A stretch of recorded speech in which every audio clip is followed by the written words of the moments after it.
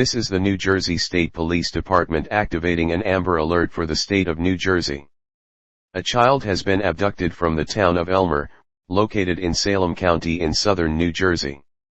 Abducted was Kimberly Canisteo, white female, 2 years old, is 2 feet 1 inches tall, 37 pounds with blonde hair and brown eyes. Last seen wearing unknown. Abducted by her mother, Hillary Canisteo, white female, is 5 feet 5 inches tall weighing 200 pounds also with blonde hair and brown eyes. Last seen wearing a green jacket, turquoise tank top, a white skirt, gray boots and a rounded shaped necklace.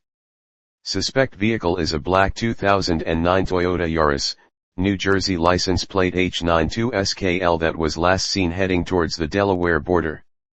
Hillary is known to have mental issues and recently stopped taking medications as of August 27, 2025. Please call 911 if you see or have information regarding this abduction.